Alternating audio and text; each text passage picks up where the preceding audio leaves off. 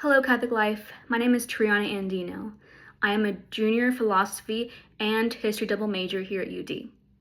Today is currently March 20th, 2026, so we are right at the tail end of Lent. We just have a few more weeks to go, and then we arrive at the joys of Easter. So I hope you guys are all excited for that. I certainly am as well.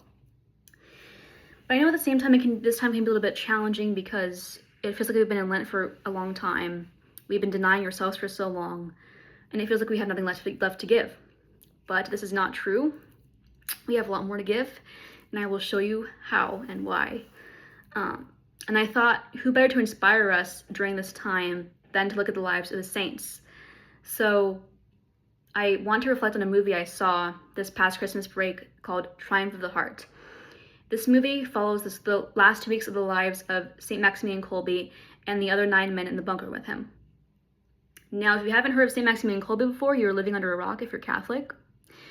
And if you're not Catholic, I recommend doing a quick Google search and typing up his name in Google and looking up his bio, because he's such an incredible man. And if I spend 1 minute talking about him, I will spend the rest of this video talking about him. So I will leave that to you to do the research of his life about his life because he is amazing. He was an amazing man.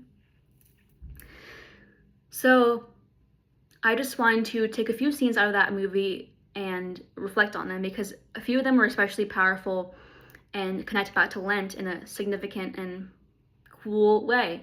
So I thought I would just reflect on that for you guys. Just as a warning, this is going to be a little bit more of a heavy video. There are mentions of suicide. So if you are more faint of heart, I would not recommend watching this video. But if you want to be brave, you can stay with me. And also, there are going to be some spoilers ahead. I know that some people don't like to be spoiled in a movie if they haven't seen yet, so yeah, let's get right into it. So the first thing I want to reflect on, just to add a little bit of context before I get into the main scene, is when the prisoners were thrown into the starvation bunker, the guards threw in a rock, a small rock about this size, and said, "Here's a gift for you if you want to end things early and not starve to death." How nice, right? So the men immediately start to contemplate killing themselves with a rock. And Maximilian Kolbe immediately protects their dignities and is like, nope, that's not the way to go. You cannot commit suicide.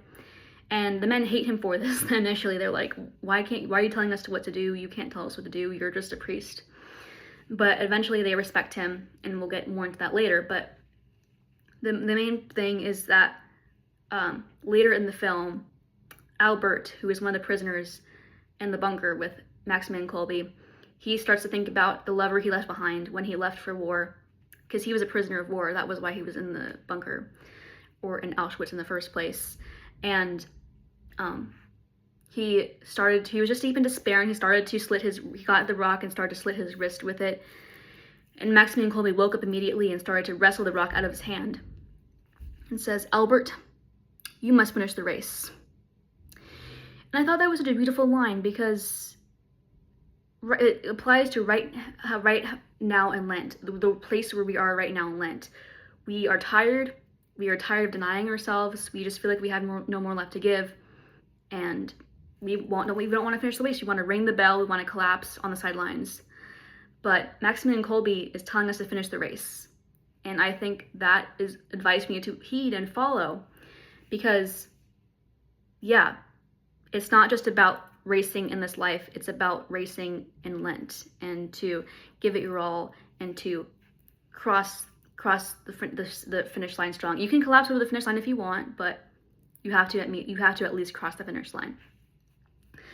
So what happens next is Maximilian Kolbe grinds down the rock and combines it with his own spit and makes ashes out of the rock and uses the ashes to anoint the men the cross before their deaths. And this calls us right back to Ash Wednesday, of course, when we ourselves are anointed with ashes and reminded of our deaths. But there's a deeper meaning behind this, I think. And the deeper meaning is the rock that Maximilian Kolbe grinds down is a symbol of things in our lives that keep us from living full, authentic Christian lives.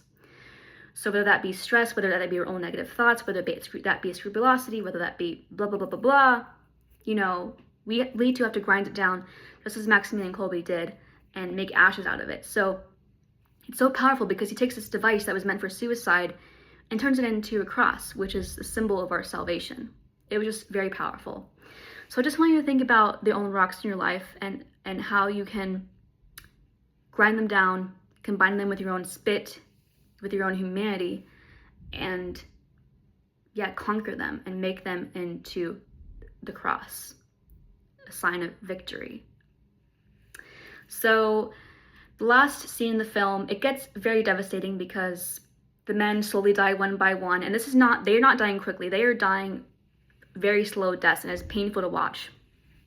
But this scene happens toward the very end of the film. I think the last 3 minutes, only 3 men were left alive, still alive in the bunker. And the guards come in and decide to just finish them off because they're like, we're done with this. And Maximilian Kolbe was included in one of those 3 men who were still alive. So they just lift up their arms and gave them the lethal injection in their veins. And before he was injected with the lethal poison, Albert says, "I'm ready."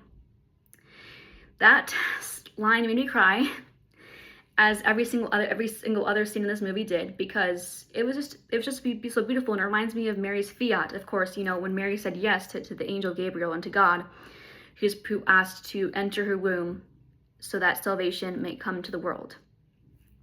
And the way he just accepted death so freely and was so ready at that point, I think a major part of it was that he was just so transformed by St. Maximilian Kolbe, as well as the other men in the bunker, where they were peaceful about it. It was incredible how one saint can have this chain reaction on all the other men in the room and make them into saints themselves. I hope they're all saints in heaven. But yeah, in this Lent, it ties back to this Lent, because we have to have the same posture of receptivity as well. We have to accept whatever sufferings come along to us in this Lent, and we have to just accept them lovingly and realize that we suffer because Christ wants to be close to us, and Christ is often closest to those who suffer. So with that, I hope you enjoyed this video, and I hope you got something from it. And go watch the movie if you have not seen it yet. It's called Triumph of the Heart. It was an incredible movie. I would watch it again, even though it was so sad and hard to watch. It was so beautiful as well. It was mostly very beautiful. So I hope you guys have an amazing rest of your Lent. And bye.